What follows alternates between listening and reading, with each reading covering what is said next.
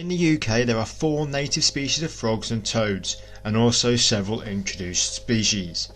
In this video I'm going to show you how to identify the natives and take a quick look at some of the introduced species that you also might encounter. The most common and frequently seen species in the UK is the aptly named common frog. These can grow to between 3 and 4 inches in length and come in a variety of colours. The most common colour is greeny yellow with darker blotches and bands, but they can be found in anything from bright red to dark brown and almost black. They have a dark patch behind each eye and an obvious external eardrum. This is called a tympanum. They also have 2 lighter coloured raised ridges that run along the length of their bodies on either side. When moving, the common frog usually hops with their powerful back legs and can cover up to 3 foot in one leap. This species can be seen from spring to autumn in damp places in and around water and migrate to shallow pools to spawn between January and April each year. Throughout the winter they hibernate underneath rocks, logs and leaf litter, and occasionally the males will choose to hibernate at the bottom of their breeding ponds. The second most common species in the UK, and one that is sometimes encountered in large numbers, is the common toad. One of the characteristics of this species is the large parotoid glands that are just above each eye. These can produce a noxious substance that is foul tasting and deters predators. The common toad's skin is usually rather warty, and they can be found in colours varying from chalky red to dark brown. Male toads grow to around 3 inches, whereas females can get a little bit bigger, up to 4 inches in length. Unlike common frogs, common toads prefer deeper pools to breed in, and usually migrate to these ponds during the nights surrounding a full moon in February or March. The spawn of this species isn't like the clumps of the common frog, but rather 2 lines of eggs that is wrapped around aquatic vegetation. Toads can tolerate drier habitats and can be found far from water when they are not spawning. Just like the common frogs and the other species of frogs and toads in the UK, common toads hibernate throughout winter, but this is never underwater. This species is unfortunately pretty famous for getting ran over. Unlike the common frog, this species prefers to crawl rather than hop, and this combined with their sight-faithful breeding migrations means they cross roads slowly in large numbers and often do not make it to the other side. If you are interested in helping toads on roads, Google toad patrols in your area and I'm sure there will be a local group operating who would welcome the additional hands.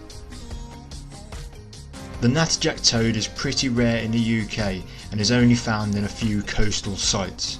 This toad is smaller than the common toad, and unlike them, natterjack males have an extending throat pouch that they can use for calling to attract a mate.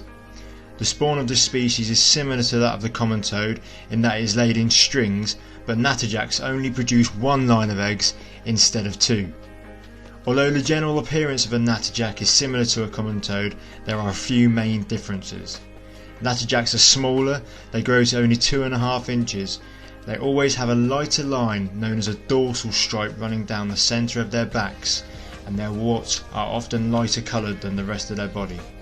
Their colour does not vary as much as other species, and they are usually green to brown. Natterjacks are highly protected in the UK, so if you think you may have found one, do not disturb it and seek expert advice. The northern pool frog was a native species until the 1990s when they were deemed extinct in the wild. There has since been a successful reintroduction at a few sites in East Anglia. The pool frog grows to around the same size as a common frog, but their appearance is quite different. They have a light dorsal stripe and are usually dark green with some black or brown blotches on the body. The males have a cheek pouch on each side that they use to call out to attract females.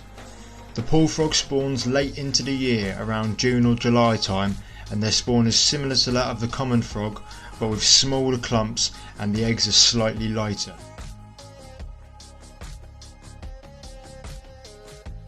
The midwife toad is native to most of Europe and northern Africa, and there are introduced populations across the UK. They grow to around 1.5 inches in length and are called midwife toads because the males carry the fertilised eggs around their legs until the tadpoles are ready to hatch. The American bullfrog is a very large species that is successfully bred in the wild in the UK. They can grow up to 8 inches in length and are a ferocious predator, eating birds, mammals and even members of their own species. If you see one of these in the wild in the UK, it is important to report it as they can devastate natural ecosystems. The edible frog and the marsh frog are closely related, similar in appearance and can be found throughout mainly southern England. They belong to the same family as the pool frog, the southern variant of which is also a non-native invasive to the UK. There is a variety of colour variation between these species and sometimes they can look very similar to the reintroduced northern pool frog.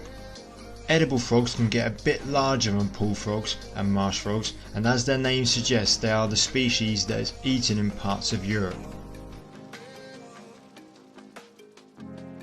I hope you have enjoyed this video. If you have, like, share and subscribe, and also check out some of the other stuff on this channel. Thank you for watching, and I'll see you again soon.